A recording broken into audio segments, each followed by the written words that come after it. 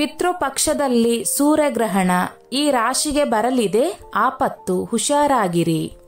ವರ್ಷದ 2ನೇ ಸೂರ್ಯಗ್ರಹಣ ಈ ಬಾರಿ ಅಕ್ಟೋಬರ್ 2ರಂದು ಸರ್ವಪಿತೃ ಅಮಾವಾಸ್ಯೆಯ ದಿನದಂದು ಸಂಭವಿಸಲಿದೆ. ಈ ಸಮಯದಲ್ಲಿ ಕನ್ಯಾ ರಾಶಿಯಲ್ಲಿ ಸೂರ್ಯ, ಬುಧ ಮತ್ತು ಶುಕ್ರ ಮೂವರು ಒಟ್ಟಿಗೆ ಇರುತ್ತಾರೆ. ಅದಲ್ಲದೆ ಈ 3 ಗ್ರಹಗಳ ಮೇಲೆ ರಾಹುವಿನ ಅಶುಭ ದೃಷ್ಟಿ ಇರಲಿದ್ದು ಸೂರ್ಯನ ಷಡಾಷ್ಟಕ ಯೋಗವು ಶನಿಯೊಂದಿಗೆ ಇರುತ್ತದೆ. ಗ್ರಹಣದ ಸಮಯದಲ್ಲಿ ಕನ್ಯಾ ರಾಶಿಯಲ್ಲಿ ಸೂರ್ಯನ, ಕೇತುವಿನ ಅಶುಭ ಸಂಯೋಗವಿರುತ್ತದೆ.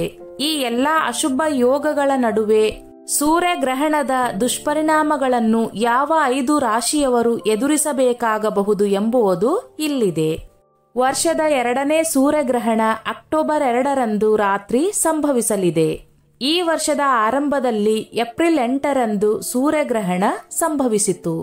ಆದರೆ ಅಕ್ಟೋಬರ್ 2ರಂದು ಸಂಭವಿಸುವ ಸೂರ್ಯಗ್ರಹಣವನ್ನು ಹಲವು ವಿಧಗಳಲ್ಲಿ ವಿಶೇಷವೆಂದು ಪರಿಗಣಿಸಲಾಗುತ್ತದೆ. ಇದಕ್ಕೆ ಬಹುದೊಡ್ಡ ಕಾರಣವೆಂದರೆ ಈ ದಿನ ಸರ್ವಪಿತೃ ಅಮಾವಾಸ್ಯೆ.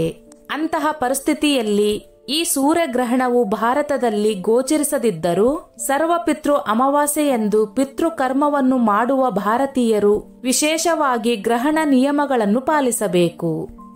ಈ ಸೂರ್ಯಗ್ರಹಣವು ಕನ್ಯಾ ರಾಶಿಯಲ್ಲಿ ಸಂಭವಿಸಲಿದ್ದು ಗ್ರಹಣದ ಸಮಯದಲ್ಲಿ ರಾಹುವು ಸೂರ್ಯನ ಸಂಪೂರ್ಣ ದೃಷ್ಟಿಯನ್ನು ಹೊಂದಿರುತ್ತದೆ.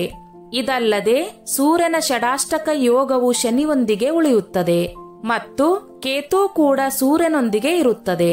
ಹಾಗಾಗಿ ವೃಶ್ಚಿಕ ರಾಶಿ ಸೇರಿದಂತೆ 5 ರಾಶಿಯವರಿಗೆ ಈ ವರ್ಷದ ಕೊನೆಯ ಸೂರ್ಯಗ್ರಹಣವು ತುಂಬಾ ಅಪಾಯಕಾರಿ ಎಂದು ಪರಿಗಣಿಸಲಾಗಿದೆ. ಅವರ ಜೀವನದಲ್ಲಿ ಏಕಾಏಕಿ ದುಂದು ವೆಚ್ಚಗಳು ಹೆಚ್ಚಾಗಬಹುದು ಮತ್ತು ಅಪಘಾತದಲ್ಲಿ ಗಾಯಗೊಳ್ಳುವ ಸಾಧ್ಯತೆಯೂ ಇದೆ. ಇಂತಹ ಪರಿಸ್ಥಿತಿಯಲ್ಲಿ ಈ ಸೂರ್ಯಗ್ರಹಣವು ಯಾವ ರಾಶಿ ಚಕ್ರದವರಿಗೆ ವ್ಯತಿರಿಕ್ತ ಪರಿಣಾಮ ಬೀರುತ್ತದೆ ಎಂಬುದರ ಕುರಿತು ವಿವರವಾಗಿ ತಿಳಿಯೋಣ. ಮೇಷರಾಶಿ. ಮೇಷರಾಶಿಯ ಜನರಿಗೆ ಸೂರ್ಯಗ್ರಹಣವು ನಿಮ್ಮ ಜೀವನದಲ್ಲಿ ನಕಾರಾತ್ಮಕ ಪರಿಣಾಮಗಳನ್ನು ಹೆಚ್ಚಿಸುತ್ತದೆ. ವ್ಯಾಪಾರ ವ್ಯವಹಾರದಲ್ಲಿ ಹಣಕಾಸಿನ ನಷ್ಟದ ಸಾಧ್ಯತೆ ಇದೆ ಮತ್ತು ಕೆಲವು ಕಾರಣಗಳಿಂದ ಅನಗತ್ಯ ವೆಚ್ಚಗಳು ಹೆಚ್ಚಾಗುವ ಸಾಧ್ಯತೆ ಇದೆ. ನೀವು ಕೆಲವು ಪಿತೂರಿಗಳಿಗೆ ಬಲಿಯಾಗಬಹುದು. ಘರ್ಷಣೆಗಳು ಮತ್ತು ವಾದಗಳನ್ನು ತಪ್ಪಿಸಿ ಮತ್ತು ಹೆಚ್ಚಿನ ವೇಗದಲ್ಲಿ ಚಾಲನೆ ಮಾಡುವುದನ್ನು ಮತ್ತು ಜನಬೀಡ ಪ್ರದೇಶಗಳಿಗೆ ಹೋಗುವುದನ್ನು ತಪ್ಪಿಸಿ. ಕಚೇರಿಯಲ್ಲಿ ನಿಮ್ಮ ಎದುರಾಳಿಗಳೊಂದಿಗೆ ಸ್ವಲ್ಪ ಎಚ್ಚರಿಕೆಯಿಂದ ಕೆಲಸ ಮಾಡಿ. ಇಲ್ಲದಿದ್ದರೆ ನಿಮ್ಮ ವಿರುದ್ಧ ದೊಡ್ಡ ಷಡ್ಯಂತ್ರವನ್ನು ರೂಪಿಸಬಹುದು. ಮಿಥುನ ರಾಶಿ.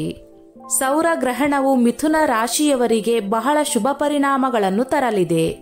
ನಿಮ್ಮ ಆರೋಗ್ಯವು ಇದ್ದಕ್ಕಿದ್ದಂತೆ ಹದಗೆಡಬಹುದು ಮತ್ತು ನಿಮ್ಮ ಜೀವನದಲ್ಲಿ ಆರ್ಥಿಕ ಸಮಸ್ಯೆಗಳು ಹೆಚ್ಚಾಗಬಹುದು.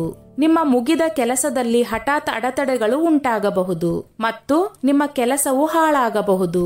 ಅನಗತ್ಯ ವಾದಗಳು ಕಾನೂನು ಪ್ರಕರಣಗಳಿಗೆ ಮತ್ತು ದಂಡಕ್ಕೆ ಕಾರಣವಾಗಬಹುದು. ನಿಮ್ಮ ವಿರೋಧಿಗಳಿಂದ ನೀವು ಅವಮಾನ ಮತ್ತು ಸೋಲನ್ನು ಎದುರಿಸಬೇಕಾಗಬಹುದು. ನಿಮ್ಮ ಆರೋಗ್ಯವನ್ನು ನೋಡಿಕೊಳ್ಳಿ. ನೀವು ಇದ್ದಕ್ಕಿದ್ದಂತೆ ಕೆಲವು ಅನಾರೋಗ್ಯದಿಂದ ಬಳಲುತ್ತಬಹುದು. ನಿಮ್ಮ ಪ್ರೀತಿಯ ಜೀವನದಲ್ಲಿ ನೀವು ಇದ್ದಕ್ಕಿದ್ದಂತೆ ಪ್ರತಿಕೂಲ ಸಂದರ್ಭಗಳನ್ನು ಎದುರಿಸಬೇಕಾಗಬಹುದು.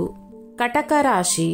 ಸೂರ್ಯಗ್ರಹಣದ ಅಶುಭ ಪರಿಣಾಮಗಳಿಂದ ಕರ್ಕಾಟಕ ರಾಶಿಯ ಜನರ ಜೀವನದಲ್ಲಿ ಅನಗತ್ಯ ಸಮಸ್ಯೆಗಳು ಹೆಚ್ಚಾಗಬಹುದು. ನಿಮ್ಮ ವೃತ್ತಿ ಜೀವನದಲ್ಲಿ ಕಾರ್ಯನಿರ್ವಾಹಕ ವರ್ಗದ ಜನರು ಯಾವುದೇ ಕಾರಣವಿಲ್ಲದೆ ನಿಮಗೆ ಕಿರುಕುಳ ನೀಡಬಹುದು ಮತ್ತು ನಿಮ್ಮ ದೈನಂದಿನ ಕೆಲಸದಲ್ಲಿ ಸಮಸ್ಯೆಗಳನ್ನು ಉಂಟು ಮಾಡಬಹುದು. ಕೆಲಸ ಮತ್ತು ಯೋಜನೆಗಳಲ್ಲಿ ಯಶಸ್ವಿಯಾಗಲು ನೀವು ಕಷ್ಟಪಟ್ಟು ಕೆಲಸ ಮಾಡಬೇಕಾಗುತ್ತದೆ ಮತ್ತು ಸ್ನೇಹಿತರು ಮತ್ತು ಮೇಲಾಧಿಕಾರಿಗಳೊಂದಿಗೆ ವಾದಗಳನ್ನು ತಪ್ಪಿಸಲು ಸಲಹೆ ನೀಡಲಾಗುತ್ತದೆ. ಕೆಲವು ಕಾರಣಗಳಿಂದ ಮಕ್ಕಳೊಂದಿಗೆ ಭಿನ್ನಾಭಿಪ್ರಾಯ ಉಂಟಾಗಬಹುದು. ಆಧ್ಯಾತ್ಮಿಕತೆಯ ಕಡೆಗೆ ಒಲವು ಇರಬಹುದು. ಈ ಸಮಯದಲ್ಲಿ ಹಣ ಮತ್ತು ಹೂಡಿಕೆಗೆ ಸಂಬಂಧಿಸಿದಂತೆ ಯಾವುದೇ ನಿರ್ಧಾರಗಳನ್ನು ತೆಗೆದುಕೊಳ್ಳದಂತೆ ನಿಮಗೆ ಸಲಹೆ ನೀಡಲಾಗುತ್ತದೆ. ಈ ಸಮಯದಲ್ಲಿ ಯಾರನ್ನು ಕುರುಡರಾಗಿ ನಂಬಬೇಡಿ. ವೃಶ್ಚಿಕ ರಾಶಿ. ಸೂರ್ಯಗ್ರಹಣದಿಂದಾಗಿ ವೃಶ್ಚಿಕ ರಾಶಿಯ ಜನರ ಜೀವನದಲ್ಲಿ ಹಠಾತ್ ಆರ್ಥಿಕ ಸಮಸ್ಯೆಗಳು ಉಂಟಾಗಬಹುದು. ಹಣದ ಕಾರಣದಿಂದಾಗಿ ನಿಮ್ಮ ಮುಗಿದ ಕೆಲಸವು ಹಾಳಾಗಬಹುದು. ನಿಮ್ಮ ಜೀವನದಲ್ಲಿ ನಕಾರಾತ್ಮಕತೆ ಮತ್ತು ಹತಾಶೆ ಹೆಚ್ಚಾಗಬಹುದು. ಜೂಜು, ಬೆಟ್ಟಿಂಗ್ ಮತ್ತು ಅಪಾಯಕಾರಿ ಕೆಲಸದ ಯೋಜನೆಗಳನ್ನು ತಪ್ಪಿಸಲು ಸಲಹೆ ನೀಡಲಾಗುತ್ತದೆ. ಈ ಸಮಯದಲ್ಲಿ ಕುಲಂಕುಷವಾಗಿ ಯೋಚಿಸಿದ ನಂತರ ವೃತ್ತಿಗೆ ಸಂಬಂಧಿಸಿದ ಯಾವುದೇ ನಿರ್ಧಾರ ತೆಗೆದುಕೊಳ್ಳಿ. ಯಾವುದೇ ಒಪ್ಪಂದಕ್ಕೆ ಸಹಿ ಮಾಡುವ ಮೊದಲು ಅದನ್ನು ಸಂಪೂರ್ಣವಾಗಿ ಓದಿ. ಮಕ್ಕಳ ಆರೋಗ್ಯದ ಬಗ್ಗೆ ಕಾಳಜಿ ವಹಿಸಬೇಕು ಮತ್ತು ಕೆಲಸದ ಸ್ಥಳದಲ್ಲಿ ಹಿರಿಯ ಅಧಿಕಾರಿಗಳೊಂದಿಗೆ ವಾದಗಳನ್ನು ತಪ್ಪಿಸಬೇಕು. ನಿಮ್ಮ ಕೆಲಸದ ಮೇಲೆ ಕೇಂದ್ರೀಕರಿಸಲು ಸಲಹೆ ನೀಡಲಾಗುತ್ತದೆ. ಎಲ್ಲವನ್ನು ಇತರರೊಂದಿಗೆ ಹಂಚಿಕೊಳ್ಳಬೇಡಿ. ಮೀನರಾಶಿ. ಮೀನರಾಶಿಯವರಿಗೆ ಸೂರ್ಯಗ್ರಹಣವು ನಿಮ್ಮ ಜೀವನದಲ್ಲಿ ನಿರಾಶೆಯನ್ನು ಹೆಚ್ಚಿಸುತ್ತದೆ ಎಂದು ಪರಿಗಣಿಸಲಾಗುತ್ತದೆ. ಪ್ರಮುಖ ನಿರ್ಧಾರಗಳನ್ನು ತೆಗೆದುಕೊಳ್ಳುವುದು ನಿಮಗೆ ಸವಾಲಾಗಿರಬಹುದು. ಆರೋಗ್ಯ ಸಂಬಂಧಿ ಸಮಸ್ಯೆಗಳು ಮತ್ತು ಮಾನಸಿಕ ಒತ್ತಡದ ಸಾಧ್ಯತೆ ಇದೆ. ಹೊಸ ಯೋಜನೆಗಳನ್ನು ಕೆಲವು ದಿನಗಳವರೆಗೆ ಮುಂದೂಡಲು ಸಲಹೆ ನೀಡಲಾಗುತ್ತದೆ. ನಿಮ್ಮ ಜೀವನದಲ್ಲಿ ನೀವು ಯೋಚಿಸದೇ ಇರಬಹುದಾದ ಕೆಲವು ನಿರ್ಧಾರಗಳನ್ನು ನೀವು ಇದ್ದಕ್ಕಿದ್ದಂತೆ ತೆಗೆದುಕೊಳ್ಳಬೇಕಾಗಬಹುದು. ಯಾವುದೇ ಕಾರಣವಿಲ್ಲದೆ ನೀವು ಅನಗತ್ಯ ಖರ್ಚುಗಳನ್ನು ಎದುರಿಸಬೇಕಾಗಬಹುದು. ಪ್ರತಿಯೊಂದು ಕೆಲಸವನ್ನು ಎಚ್ಚರಿಕೆಯಿಂದ ಮಾಡಿ. ಈ ಸಮಯದಲ್ಲಿ ಹಣಕ್ಕೆ ಸಂಬಂಧಿಸಿದ ವಿಷಯಗಳಲ್ಲಿ ಯಾವುದೇ ನಿರ್ಧಾರ ತೆಗೆದುಕೊಳ್ಳುವುದನ್ನು ತಪ್ಪಿಸಲು ನಿಮಗೆ ಸಲಹೆ ನೀಡಲಾಗುತ್ತದೆ. ಎಲ್ಲಿಯಾದರೂ ಹಣವನ್ನು ಹೂಡಿಕೆ ಮಾಡುವುದನ್ನು ತಪ್ಪಿಸಿ. ಸ್ನೇಹಿತರೆ, ಈ ನನ್ನ ಮಾಹಿತಿ ನಿಮಗೆ ಇಷ್ಟವಾಗಿದ್ದಲ್ಲಿ ದಯವಿಟ್ಟು ಶೇರ್ ಮಾಡಿ, ಲೈಕ್ ಮಾಡಿ ಮತ್ತು ಸಬ್ಸ್ಕ್ರೈಬ್ ಮಾಡಿ.